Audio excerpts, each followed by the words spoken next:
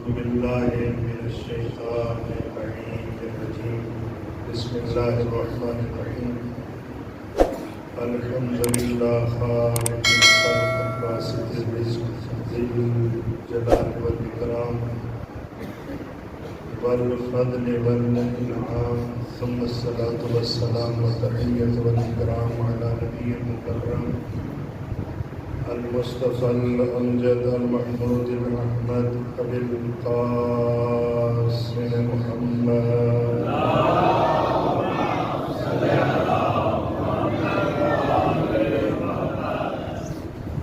وأهل بيته الطيبين الطاهرين المعصومين المنتجبين المنتخبين المظلومين الذين أذهب الله عنهم الرجس وطهرهم تطهيرا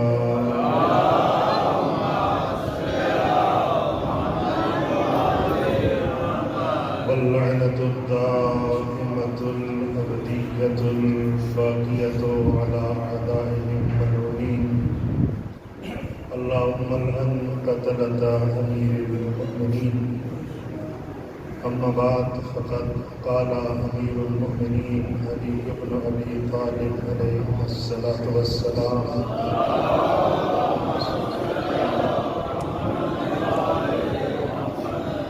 فزت برب الكعبة الصلوات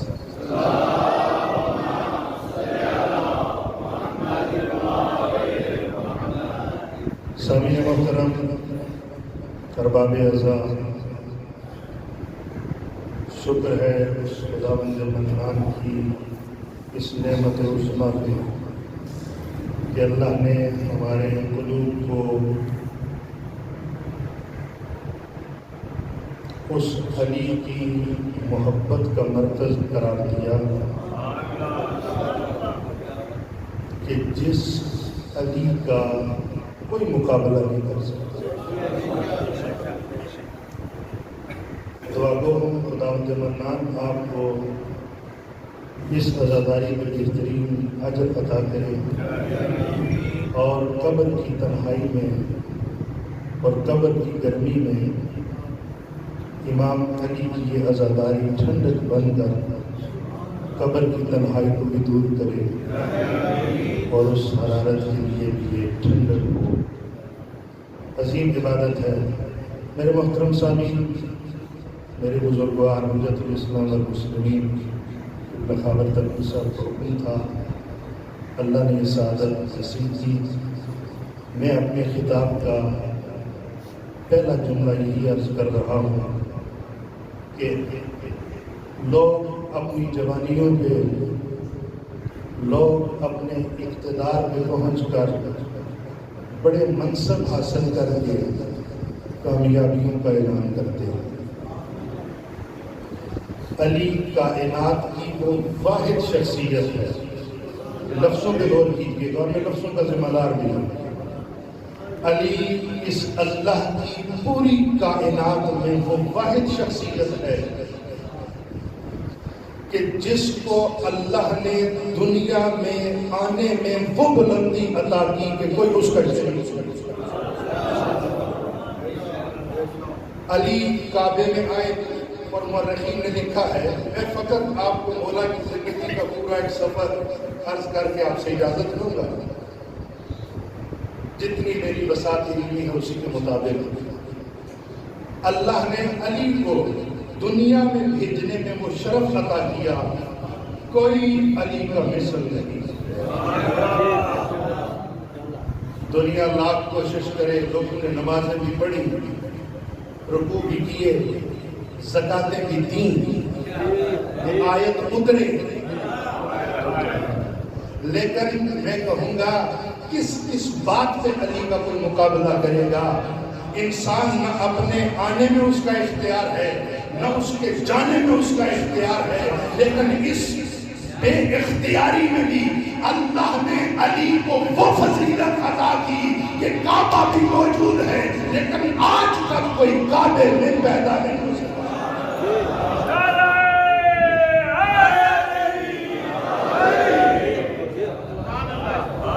کثیرہ میسر شد ان سعادت کعبہ ولادت مسجد شہادت. میرے محترم سامعین، جب علی کعبہ میں آئے مورخین نے بس اتنا لکھا ہے، توجہ جو میں وہ واقعہ سارا نہیں آج بول رہا، فقط ایک ربط دے کر بات کو آگے بڑھانا چاہتا ہوں.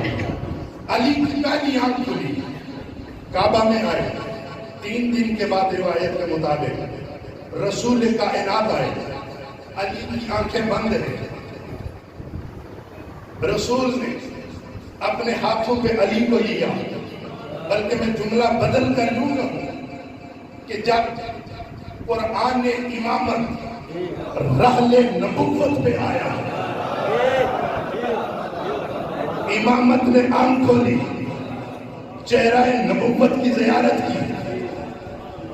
رسول نے بھی دیکھا یہ جو کعبے میں آیا اس نے پہلی آنکھ کھولی تو مجھ رسول کے چہرے کی زیارت کی. رسول کے لب ہلے، ارشاد فرمایا یا علی خصصتنی بالنظر وخصصتک بالعلم. اگر علی تو نے دنیا میں آنے کے بعد سب سے پہلی نظر میرے چہرے کی زیارت کو قرار دیا تو اے علی میں رسول بھی اپنے علم کا مرکز تیرے سینے کو قرار دیا.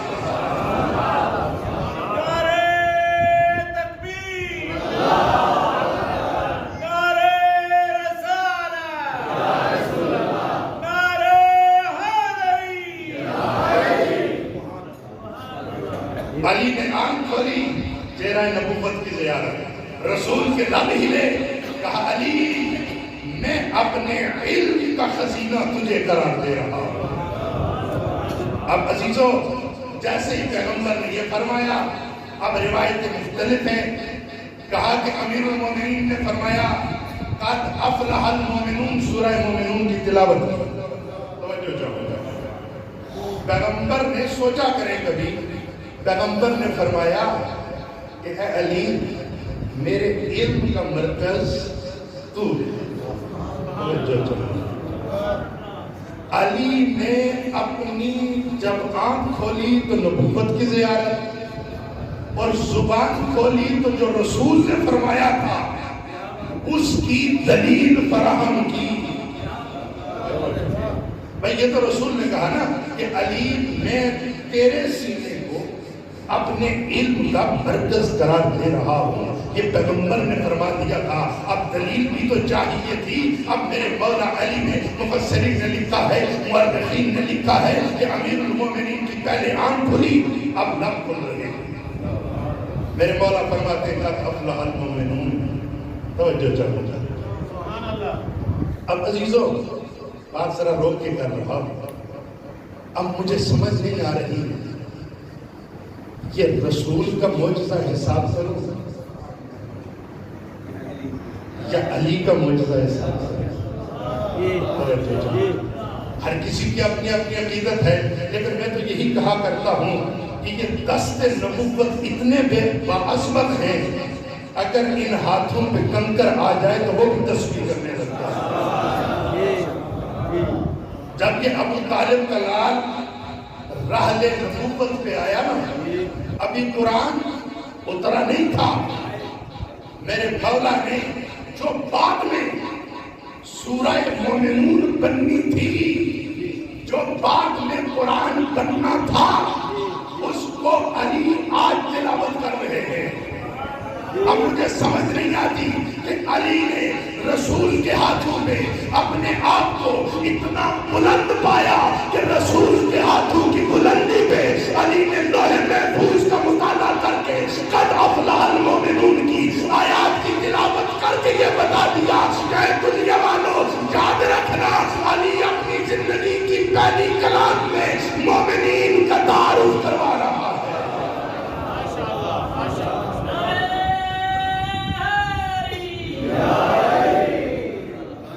آپ سلامت رہیں.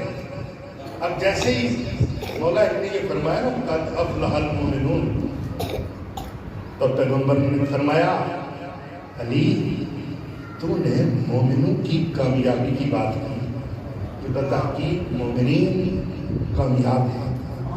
تو علی جب تو نے ہی کامیابی کی بات کی تو پھر آج کے بعد امیر المومنین بھی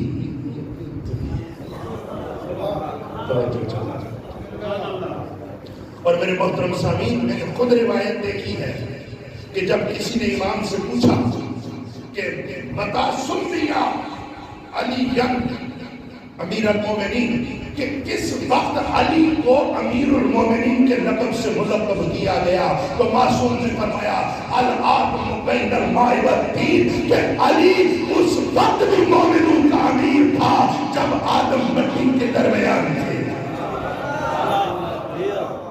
جب آدم مٹی اور پانی کے درمیان تھے تب بھی میرا مولا امیر المومنین ہے۔ دنیا کی اپنی مرضی ہے، یہ اسلام کے بعد جسے بھی امیر المومنین بناتے رہے، لیکن پیغمبر نے امیر المومنین اسے بنایا کہ جس نے سب سے پہلے سورہ مومنون کی آیات کی تلاوت کی۔ توجہ چاہوں گا۔ اور میرے محترم سامعین، یہاں سے علی کی کامیابی کا سفر شروع ہوا۔ علی کا بچپنا کامیاب، کعبہ میں آئے بہت بڑی کامیابی، بے مثل کمال، رسول کے ہاتھوں میں آئے۔ کوئی ایسا نہیں ہے امت مصطفیٰ میں کہ جو پہلے دن آئے تو اس نے پہلے دن آ کر قرآن پڑھا ہو۔ میں بہت ذمہ داری سے بات کر رہا ہوں، پوری تاریخ اسلام اٹھا کے دیکھ لیں، کوئی ایسا نہیں ہے کہ جو علی کی مثل ہو اور اس کی دم ہی میں ہوں تو اس نے قرآن پڑھا ہو۔ کوئی ایسا نہیں ہے، اگر ہے تو فقط اور فقط علی کی ذات ہے۔ اب میرے محترم، دنیا چاہتی ہے علی کا مقابلہ کرے، میں علی کا مقابلہ کس سے کرواؤں؟ میں تو ڈنکے کی چوٹ میں اور پوری قوت و طاقت اور یقین و ایقان کے ساتھ اور پوری دلیل کے ساتھ یہ کہتا ہوں کہ بعد از مصطفیٰ، توجہ چاہوں گا، بعد از مصطفیٰ میرے علی کے مقابلے میں کسی کو سمجھتا ہی نہیں۔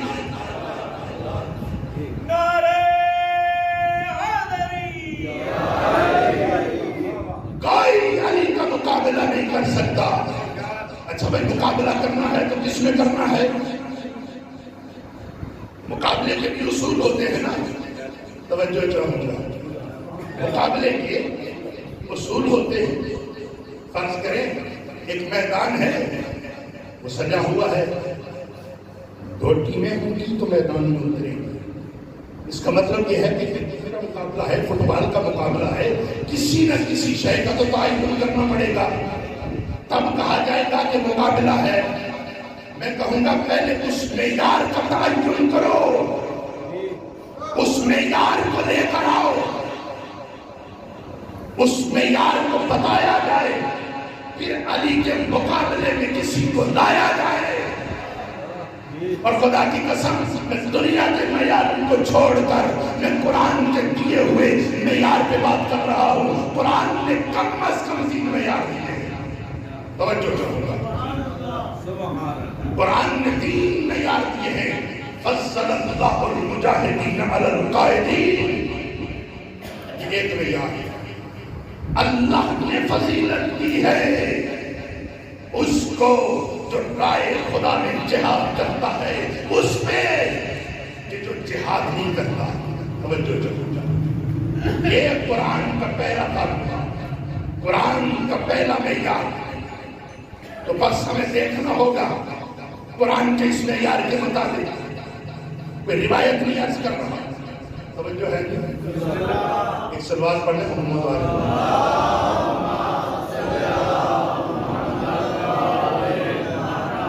قرآن نے پہلا معیار یہ پیش کیا، فضل اللہ المجاہدین علی القائدین، اللہ نے فضیلت دی ہے۔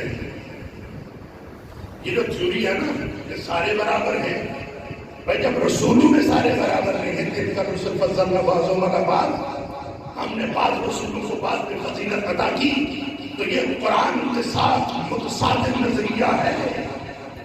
توجہ چاہوں گا، قرآن نے معیار یہ دیا ہے المجاہدین، جو رائے خدا میں جہاد کرتا ہے وہ افضل ہے اس سے جو جہاد نہیں کرتا۔ میرے محترم سامعین، بہت سے لوگ ملیں گے آپ کو جو میدان میں اترے اور پھر میدان سے بھی اترے۔ میدان میں اترنا بھی ان کا معلوم ہے، میدان سے اترنا بھی معلوم ہے، کہیں چڑھنا بھی معلوم ہے۔ یہ تاریخ ہے، فقط تاریخ ہی نہیں، یہ قرآن بھی ہے۔ قرآن نے جنگوں کا تذکرہ کیا۔ میں علی کی پوری جنگیں بیان نہیں کرتا، ایا علی کا مقابلہ اس سے کرواؤ گے جو اسلام کی پہلی جنگ میں رسول کے مقابلے میں کھڑا تھا؟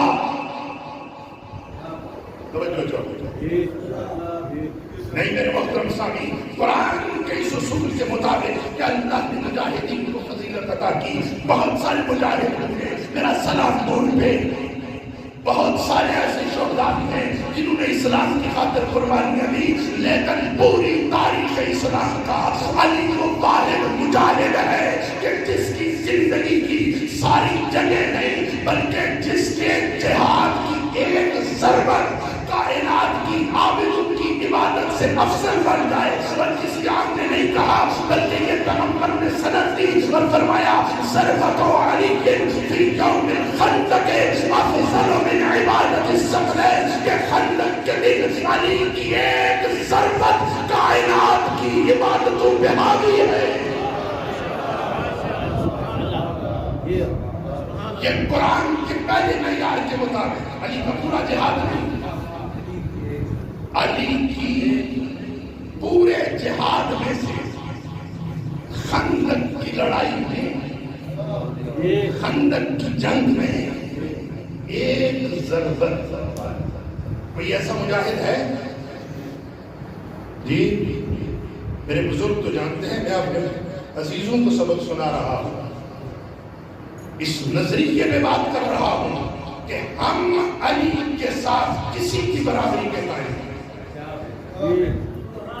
سوشل میڈیا پہ بہت باتیں ہیں، ٹیلی ویژن پہ بہت سے مذاکرے ہو رہے ہیں، لیکن میرے محترم سامعین، ہم نے علی مولا بعد از رسول، اور یہ بات ذہن نشین رہے کہ ہمارے 11 ائمہ میں ہم نے کسی امام کو سوائے پہلے امام کے امیر المومنین نہیں کہا۔ جب اس لقب میں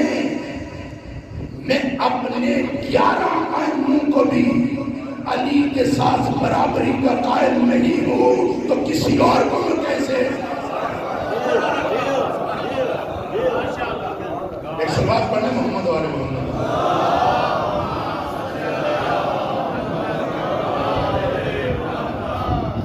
یہ پہلا بیان ہے، قرآن کی آیت فضل اللہ المجاہدین علی القاعدین۔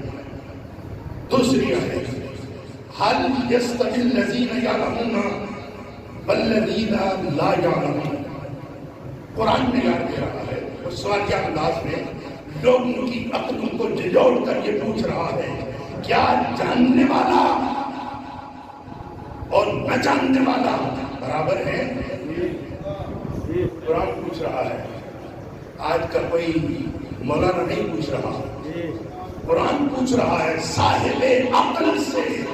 قرآن کا مخاطب انسان ہے، لیکن وہ انسان جو صاحب عقل ہے، وہ انسان جو صاحب فکر ہے، اللہ نے انسان کے اندر عقل کو قرار دیا تاکہ انسان اس عقل کے ذریعے سوچے، پر اللہ نے سوالیہ انداز میں کہا کہ انسان سوچ ذرا اس بات میں کہ جو جانتا ہے اور جو نہیں جانتا یہ برابر ہے؟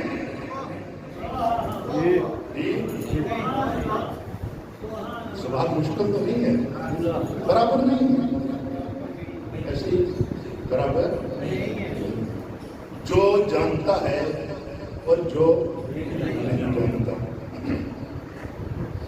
اچھا جی پھر تاریخ میں دیکھنا پڑے گا کہ رسول کے بعد کون جانتا ہے زیادہ؟ اس ظاہری زندگی میں، چند روزہ زندگی میں انسان کا دبدبہ تو یہی ہے نا کہ وہ چاہتا ہے صراط پہ قائم رہے، وہ سیدھے راستے پہ قائم رہے، سیدھے راستے کی تلاش میں رہے، سیدھے راستے کا متلاشی رہے، حق و حقیقت کا طلبگار رہے۔ تو کون ہو جو اس کی رہنمائی کرے؟ صاحب علم ہونا چاہیے۔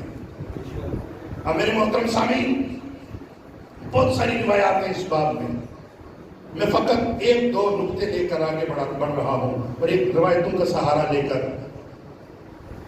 بعد از رسول، یا رسول کی زندگی میں پہلا مورد میں نے بیان کیا کہ مولا نے خود فرمایا کہ علی تیرا سینہ میرے علم کا مرکز ہے۔ علی نے جوانی میں قدم رکھا، رسول نے ارشاد فرمایا انا مدینۃ العلم وعلی بابها، کہ اگر قرآن نے یہ معیار دیا ہے نا کہ جو جانتا ہے اور جو نہیں جانتا برابر نہیں، تو رسول فرما رہے ہیں میری امت یاد رکھنا، اگر تمہیں پتہ نہ چلے کہ میرے بعد سب سے زیادہ جاننے والا کون ہے تو آؤ میں بتاتا ہوں۔ پیغمبر نے فرمایا انا مدینۃ العلم وعلی بابها، میں علم کا شہر ہوں اور علی اس کا دروازہ۔ یہ سند پیغمبر نے، اور اس پہ بہت ساری روایات ہیں اور واقعات ہیں کہ یہ جو خارجی ہیں نا جنہوں نے مولا علی کے خلاف دروج کیا، جمع ہوئے 10 خارجی۔ میں ساری روایت نہیں پڑھتا، فقط ایک بات عرض کر کے آگے نکلوں گا۔ جب انہوں نے یہ سنا کہ رسول نے فرمایا کہ میں علم کا شہر ہوں اور علی اس کا دروازہ، 10 خارجی اکٹھے ہوئے، کتنے بھی 10۔ انہوں نے کہا کہ چلتے ہیں پیغمبر کی اس حدیث کا علی سے امتحان لیتے ہیں، اس حدیث کا جان لیتے ہیں۔ پیغمبر نے فرما دیا دیکھتے ہیں کہ علی واقعاً علم صاحب علم ہے یا نہیں۔ خارجی جمع ہوئے اور آ کر پوچھنے لگے کہ علم افضل ہے یا مال؟ سب نے پلان کیا۔ علی، منظر یہ ہے کہ علی منبر پہ، یہ خارجی باہر، انہوں نے پلان کیا، علی منبر پہ ہیں، رسول کی یہ حدیث ہے، سوال سب کا ایک ہے، دیکھتے ہیں علی کا جواب کیسا ہے۔ ایک خارجی آیا مولا سے آ کر کہنے لگا یا علی العلم افضل ام المال، علم افضل ہے یا مال افضل ہے؟ میرے مولا نے کہا العلم افضل، علم افضل ہے۔ پوچھتا ہے بأي دلیل، علی اگر علم افضل ہے تو اس کی افضلیت کی دلیل کیا ہے؟ توجہ چاہوں گا، اس کی افضلیت کی دلیل کیا ہے؟ پھر کہہ رہا ہوں، خارجی تھا، پوچھ رہا ہے یا علی علم افضل ہے یا مال افضل ہے؟ میرے مولا نے کہا علم افضل ہے۔ وہ پوچھتا ہے کہ بأي دلیل، علم کی افضلیت کی دلیل کیا ہے؟ توجہ چاہوں گا، آج سے 1400 سال قبل تھا خارجی، لیکن جب بات افضلیت کی آئی تو اس نے دلیل پوچھی۔ میں حیران ہوں آج کے اس اندھے مسلمان پہ جو افضلیت کی بات تو کرتا ہے لیکن دلیل کے پیچھے نہیں جاتا۔ توجہ چاہوں گا، وہ خارجی کہتا ہے بأي دلیل، کس دلیل کے تحت علم افضل ہے؟ میرے مولا نے فرمایا علم انسان کی حفاظت کرتا ہے اور مال کی حفاظت انسان کرتا ہے۔ پھر دوسرا آیا، وہی اس نے آ کے پوچھا کیا علی العلم افضل مال، علم افضل ہے یا مال افضل ہے؟ میرے مولا نے فرمایا علم افضل ہے۔ پوچھا دلیل اس کی، میرے مولا نے ارشاد فرمایا کہ علم خرچ کرنے سے بڑھتا ہے اور مال کم ہو جاتا ہے۔ یہ گیا ان کو جا کر بتایا کہ علی نے یہی جواب دیا کہ علم افضل ہے، دلیل یہ ہے۔ پھر تیسرا آیا، چوتھا آیا۔ اب میرے محترم سامعین، یہاں روک کر میں جملہ عرض کر رہا ہوں، تھے خارجی، امیر المومنین سے سوال کر رہے تھے، منظر میں نے آپ کے سامنے رکھا۔ سوال ان کا کیا تھا؟ علم افضل ہے یا مال افضل؟ کبھی سوچنا تنہائی میں، اگر آج ممبر لگا ہوا ہو اور وارث سے ممبر سنونی مسجد کوفہ کے ممبر پہ موجود ہو، ہم یہ سوال لے کر جائیں کہ یا علی علم افضل ہے یا مال، تو مولا یہی فرمائیں گے نا علم افضل ہے۔ تو ہم کہاں کھڑے ہیں؟ افضل کو چھوڑ کر مفضول کے پیچھے ہیں یا افضل کی تلاش میں ہیں؟ توجہ چھوڑ، میں اپنے نوجوان عزیزوں کے لیے یہ بات کر رہا ہوں، میرے محترم سامعین، علم ہر دور میں افضل تھا، ہر دور میں افضل ہے، اور یہی اہل بیت کی افضلیت کی دلیل ہے۔ لہذا مجھے اپنے بچے کے بارے میں سوچنا چاہیے کہ آیا وہ علم کے حصول میں مصروف ہے یا علم سے دور ہے؟ اس پہ والدین کی توجہ کی ضرورت ہے۔ ایک سلوات پڑھیں محمد والے محمد۔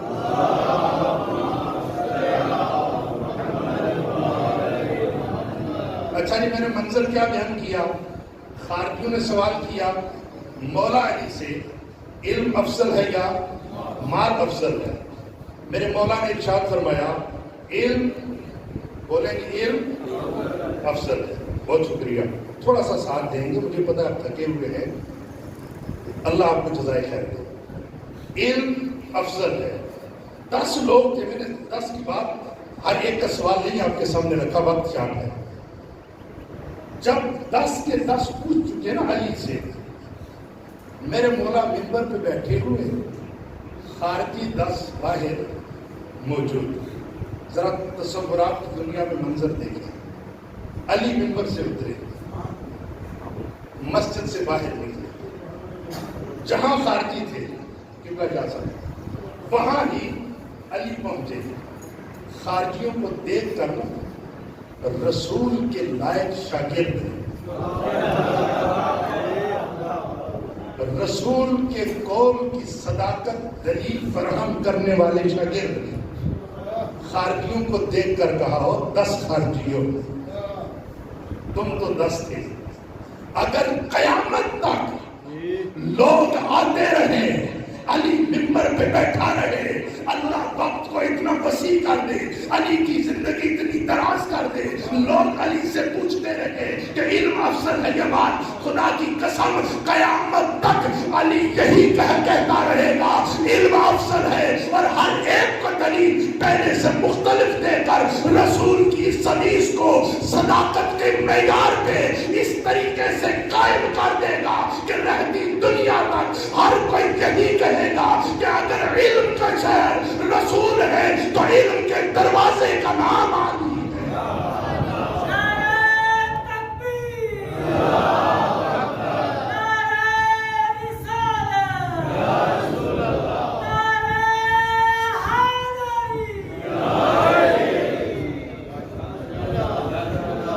هل يستوي الذين يعلمون الذين لا يعلمون؟ یہ تو حدیث تھی، اور اگر تاریخ اٹھائے نا تو تاریخ آپ کو یہ بتائے گی، تاریخ اصحاب کے اس عمل کو بھی بیان کر رہی ہے کہ جب کسی صحابی کو کوئی علمی مسئلہ پیش آتا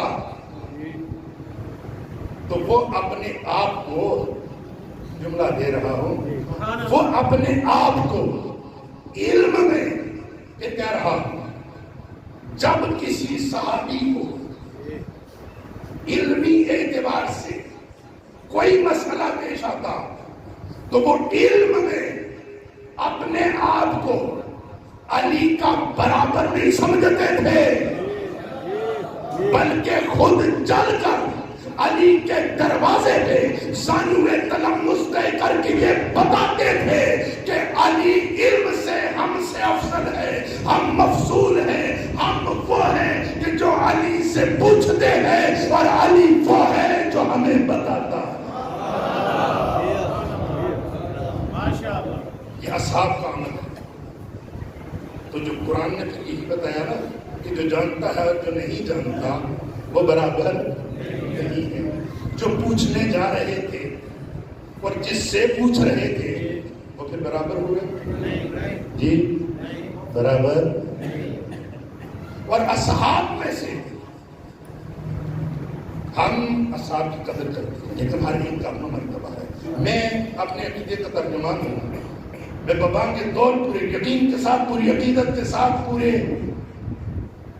دلیل کے ساتھ یہ کہہ رہا ہوں کہ علم میں بعد از رسول میں کسی کو علی کے برابر نہیں سمجھتا.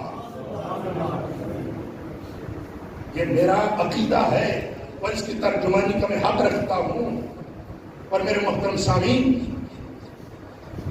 اگر حق کی بات ہو نا، یہ میں نے بتایا کہ قرآن کی 2 آیتیں پیش کی. ابھی ذرا آگے حدیث پہ پیغمبر نے فرمایا علی مع الحق والحق مع علی. علی حق کے ساتھ ہے اور حق علی کے ساتھ ہے. یہاں معیت کا ایک خاص معنی ہے. معیت یہ نہیں ہے کیونکہ ہمارے ہاں بہت سارے مفاہیم ایسے ہیں، جیسے ہم کہتے ہیں کہ علی قرآن ناطق ہے. علی قرآن ناطق ہے یعنی کیا مطلب؟ ناطق کہتے ہیں بولنے والا. علی قرآن بولتے ہیں جو ہے مولا علی کا ایک لقب ہے نا، علی قرآن ناطق ہیں. علی قرآن بولتے ہیں جیسے آپ کے قاری صاحب قرآن بولتے ہیں، جیسے کیسٹ پہ قاری منشاوی کی تلاوت لگا دے وہ قرآن بولتا ہے، جیسے قاری عبد الباسط قرآن بولتا ہے، ایسے علی قرآن بولتے ہیں.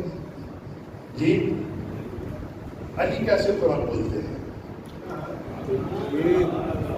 توجہ ہے جی. علی قرآن ناطق ہے، اس کا مطلب یہ ہے کہ اگر علی بولے تو فقط قرآن نہیں. توجہ چاہوں، علی فقط قرآن بولتے نہیں بلکہ علی بولتا ہوا قرآن ہے.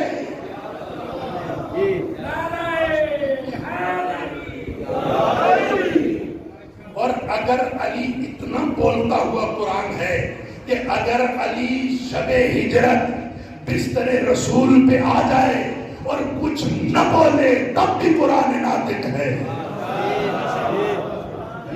بستر رسول پہ آئے کچھ نہ بولے تب بھی قرآن ناطق ہے. اور اسی طریقے سے پیغمبر نے فرما دیا تھا اپنی اہل بیت کے بارے میں. پیغمبر نے فرمایا تھا نا کہ میری اہل بیت لحمہم لحمی دمہم دمی. ان مفاہیم میں توجہ کی ضرورت ہے کہ میرے اہل بیت وہ ہیں کہ جن کا خون میرا خون، جن کا پوست میرا پوست. جہاں خون کی کون سی بات ہو رہی ہے؟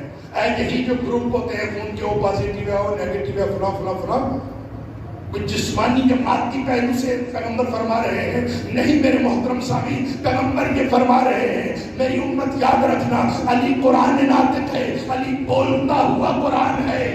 لحمہ لحمی جسمہ جسمی، علی کا خون میرا خون، علی کا گوشت میرا گوشت. یعنی پیغمبر یہ فرمانا چاہتے ہیں کہ مجھ رسول کو اس جسمانی حیثیت سے نہ دیکھنا بلکہ مجھے اس حیثیت سے دیکھنا کہ میں بانی اسلام ہوں. میں بانی اسلام ہوں. میں بولوں تو تب اسلام بنتا ہے، میں رک جاؤں تو تب اسلام بنتا ہے. میری نوکے زبان کی جنبش کا نام اسلام ہے.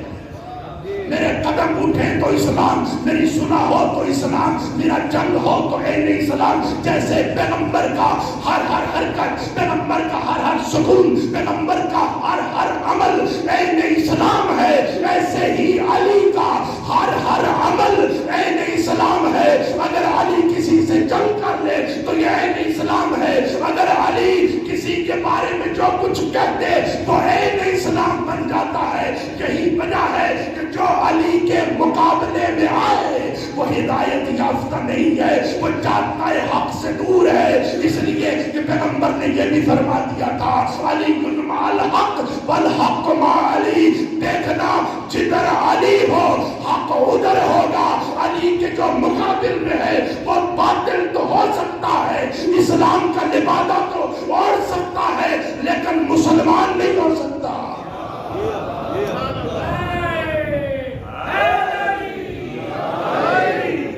اب یہی وجہ ہے، ذرا اس میں بھی تھوڑا سا تعامل کر لیں۔ پیغمبر نے فرمایا علی مع الحق، حق علی کے ساتھ ہے۔ فقط یہی تعبیر نہیں ہے،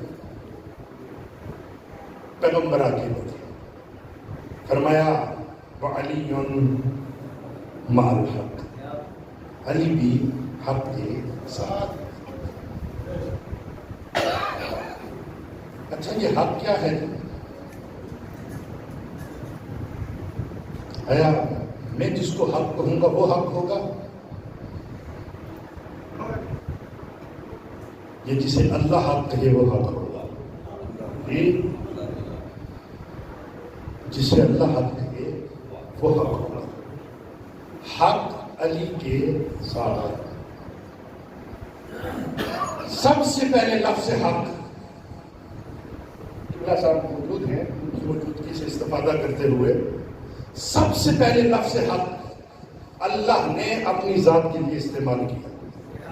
الملک الحق المبین۔ پھر اللہ نے پیغمبر کے بارے میں لفظ حق کا استعمال کیا۔ اس کا مطلب یہ ہے کہ اللہ بھی حق، رسول بھی حق۔ تیسرے مرحلے میں اللہ نے لفظ حق دین کے لیے استعمال کیا۔ کتنے حق ہو گئے جی؟ اللہ بھی حق، رسول بھی حق، دین بھی حق۔ اور پھر اللہ نے یہ ارشاد فرمایا، یہ جو قرآن ہے نا، یہ قرآن مجید جو اس ماہ رمضان میں نازل ہوا، یہ جو ماہ رمضان بہار قرآن ہے، اس کے بارے میں اللہ نے لفظ حق استعمال کیا۔ باقی اور بہت سارے موارد ہیں، میں چار پہ اکتفا کرتا ہوں۔ پہلا حق اللہ، دوسرا حق رسول، تیسرا حق دین، چوتھا حق قرآن۔ اب آئیں اس حدیث کا ترجمہ کرتے ہیں۔ علی مع الحق، علی حق کے ساتھ ہے، یعنی علی اللہ کے ساتھ ہے، علی اللہ کے رسول کے ساتھ ہے، علی اللہ کے دین کے ساتھ ہے، علی اللہ کی قرآن اور اس کی کتاب کے ساتھ ہے۔ اور پھر والحق مع علی، توجہ چاہو، جیسے علی ان چار کے ساتھ، ایسے ہی یہ چار علی کے ساتھ، توجہ چاہو، ایسے ہی یہ چار علی کے ساتھ۔ والحق مع علی، یعنی اللہ بھی علی کے ساتھ، رسول بھی علی کے ساتھ، دین بھی علی کے ساتھ، قرآن بھی علی کے ساتھ۔ اسی لیے ہم کہتے ہیں جو علی کے ساتھ نہیں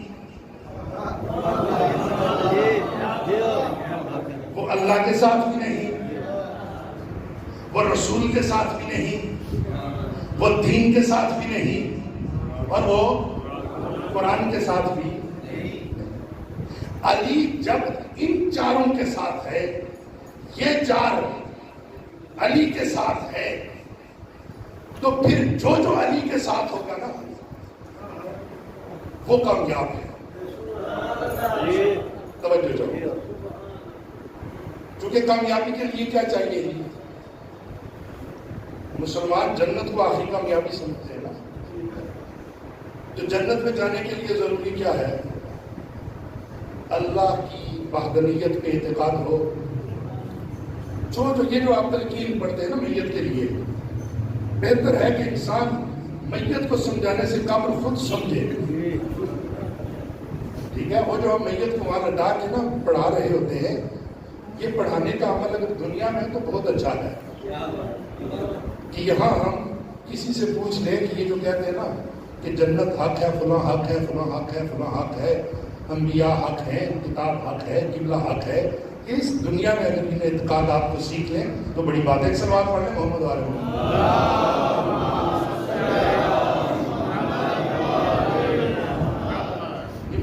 دیکھ رہا ہوں بالکل اپنی منزل کے قریب، آپ پریشان نہ ہونا، میں زیادہ لمبا نہیں کروں گا۔ اب میرے محترم سامعین، فرمایا عرض کیا کہ یہ چار چیزیں علی کے ساتھ، علی ان کے ساتھ۔ اب جو علی کے ساتھ ہوگا نا، وہ اللہ کے ساتھ بھی ہے، وہ قرآن کے ساتھ بھی ہے، وہ دین کے ساتھ بھی ہے، وہ رسول کے ساتھ بھی ہے۔ اسی لیے پیغمبر نے فرمایا تھا یا علی، اگر میں نے کہا ہے نا کہ الحق مع علی وعلی مع الحق، تو پھر اے علی تجھے ایک سند اور عطا کر کے جا رہا ہوں، یا علی انت وشیعتک هم الفائزون۔ توجہ چاہوں، اے علی تو اور تیرے شیعہ کامیاب ہیں۔ توجہ ہے؟ کیا فرمایا پیغمبر نے؟ علی تو اور تیرے شیعہ یہ کامیاب ہیں۔ کس نے فرمایا؟ صادق رسول نے۔ جیسے میں نے کہا نا کہ علم کی بات تھی، دعویٰ پیغمبر کا تھا، دلیل علی نے دی۔ یہاں اس حدیث میں پیغمبر فرما رہے ہیں یا علی تو اور تیرے شیعہ کامیاب ہیں۔ میرے محترم سامعین، علی کعبے میں آئے، علی کا بچپنا، علی میدانوں میں اترے، علی کی جوانی، علی بستر پہ سوئے، آیتیں نازل ہوئی، لیکن علی نے کسی مقام پہ یہ نہیں کہا کہ علی کامیاب ہو گیا۔ علی کے لیے اعزاز تھا، توجہ چاہوں گا، علی کے لیے اعزاز ضرور تھا، لیکن علی نے اپنی کامیابی کا اعلان نہیں کیا۔ علی نے یوم خندق ایک ضربت سے پوری کائنات کی عبادتوں سے اپنے آپ کو افضل کر دیا۔ یہ علی کا اعزاز ضرور تھا، لیکن علی نے اسے اپنی کامیابی قرار نہیں دیا۔ زندگی کے ہر مرحلے میں، توجہ چاہوں گا، ہر مرحلے میں پیغمبر سندیں دیتے رہے، کہیں پہ علم کی سند، کہیں پہ مجاہدت کی سند، کہیں پہ تقویٰ کی سند، کہیں پہ ولایت کی سند، توجہ چاہوں گا، کہیں پہ امامت کی سند۔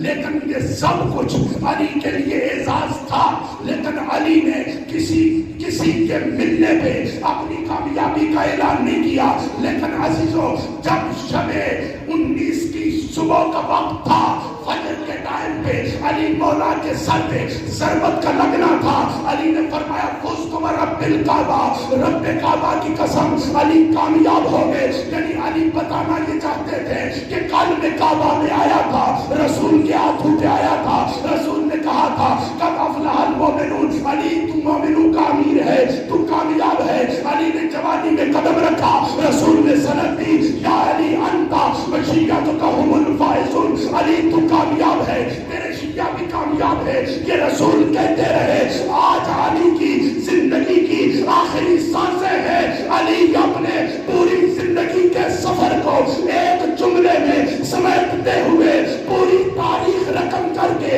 یہ اعلان کر رہے ہیں کہ رسول نے سچ کہا تھا کہ علی کامیاب ہے۔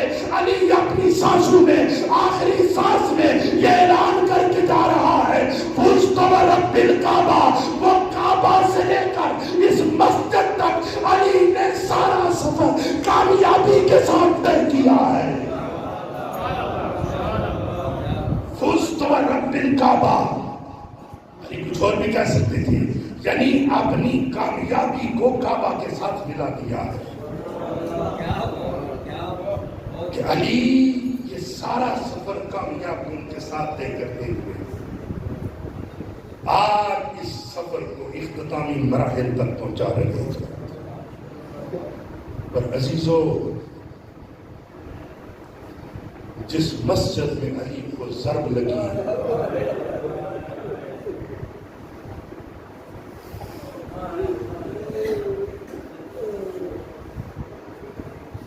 وہ مسجد مدینہ کی مسجد نہیں تھی، کوفہ کی مسجد تھی۔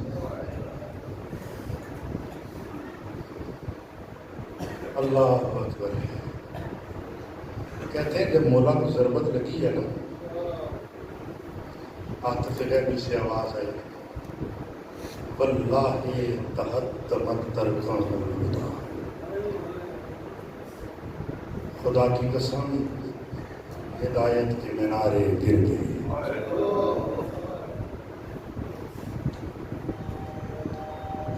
مفسرین نے لکھا ہے کہ کیوں ایسی آواز ہے،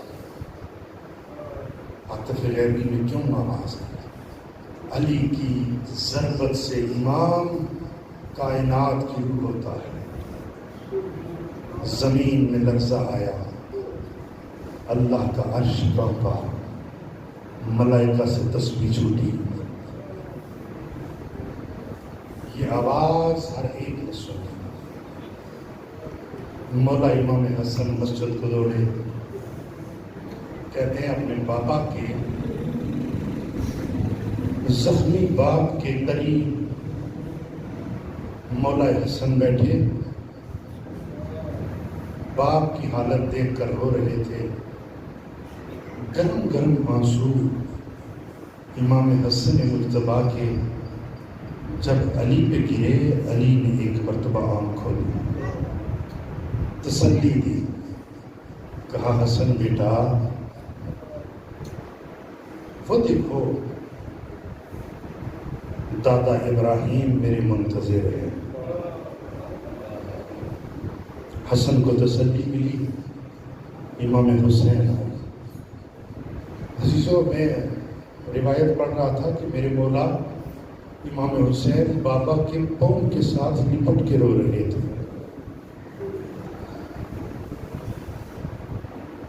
مولا علی نے امام حسین کو بھی تسلی دی، کہا بیٹا حسین یہ وعدہ الہی ہے، بیٹوں کو صبر کی تلقین کی۔ کہتے ہیں امیر المومنین کے زخمی بدن کو مسجد سے گھر میں جب لایا گیا نا، ایک مرتبہ جب بیٹیوں نے دیکھا بابا اپنے پاؤں پہ چل کے گئے تھے،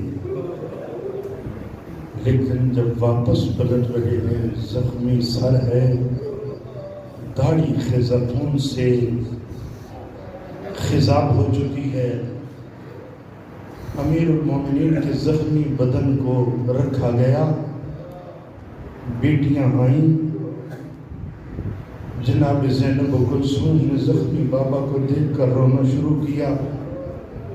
عزیزوں روایت یہ کہتی ہے وہ علی جب حسن آئے تو تسلیاں دی، حسین روئے تو تسلیاں دی، لیکن جب بیٹیاں رونے لگی، بیٹیوں کے رونے کے ساتھ علی خود بھی رونے لگے۔ عزاداروں کو کہا کرتا ہوں، ایک وہ ضربت ہے جو شب 19 کو علی کے سر پہ لگی، لیکن ایک ضربت وہ بھی تھی جو علی کے دل پہ لگی تھی۔ اور عزیزوں ظاہری زخم ہونا ٹھیک ہو جاتے ہیں، دل کے زخم ٹھیک نہیں ہوتے۔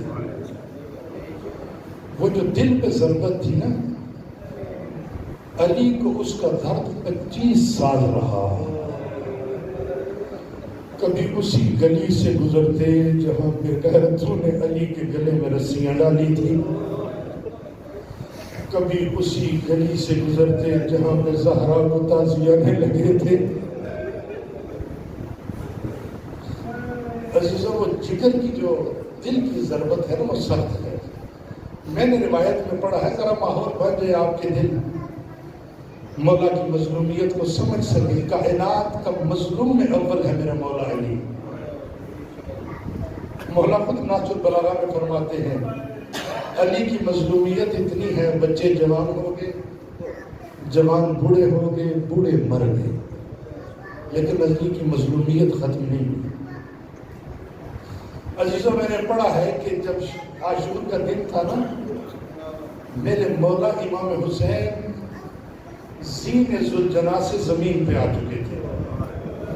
یہ روایت سن کے پھر دیکھنا علی کی کتنی مظلومیت تھی، تنہائی میں کبھی سوچنا۔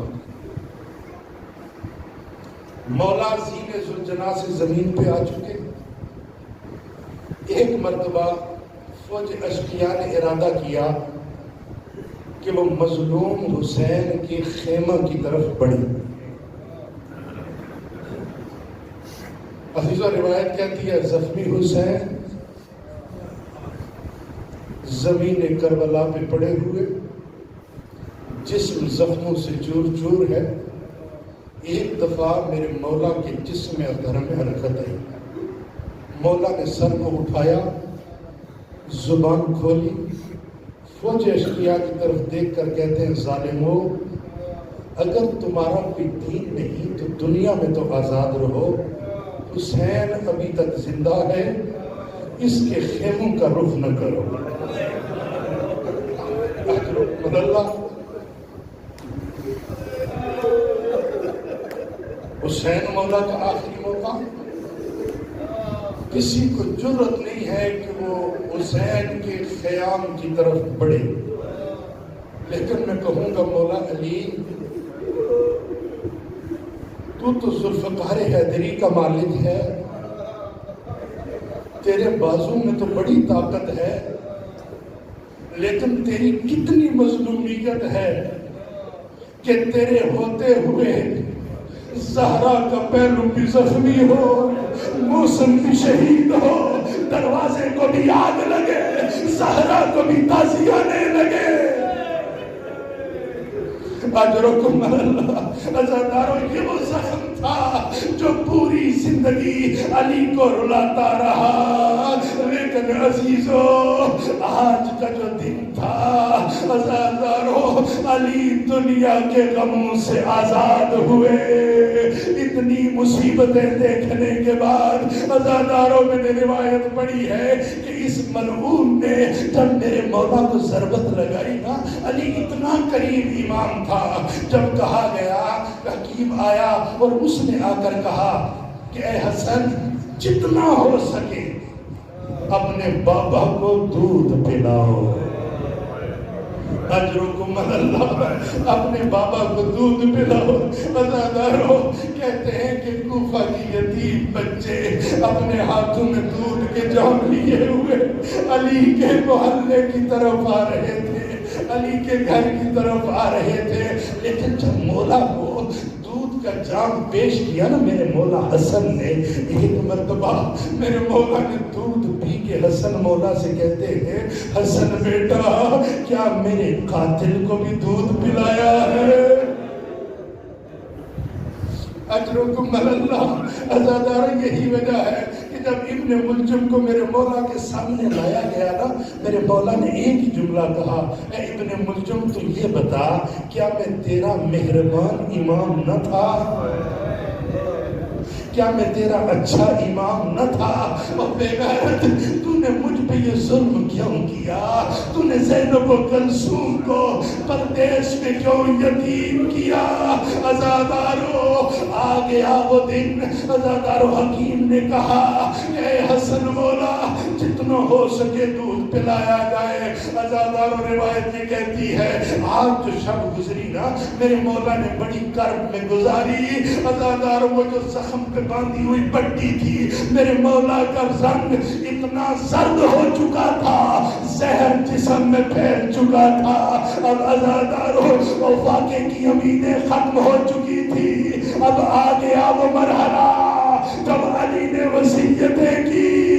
عزادارو وصیتیں ختم ہوئی، یا رات کے سناٹے میں امام حسن اور امام حسین نے اور چند باوفا اصحاب کے ساتھ ایک مقام پہ علی مولا کے بیٹوں نے اپنے بابا کا تابوت رکھا، امام حسن کھڑے ہوئے بابا کا جنازہ پڑھایا، حضرت عباس بھی ساتھ، حسین مولا بھی ساتھ۔ میں کہوں گا اے میرا کائنات کا امیر مولا، آپ کا جنازہ غسل دینے والے بیٹے، جنازہ اٹھانے والے بیٹے، جنازہ پڑھانے والے بیٹے، لیکن ہائے مولا لا یوم کا یوم قیام عبداللہ، ہائے کربلا کے غریب، 3 دن کا بھوکا پیاسا، بے دور کفن لاچار،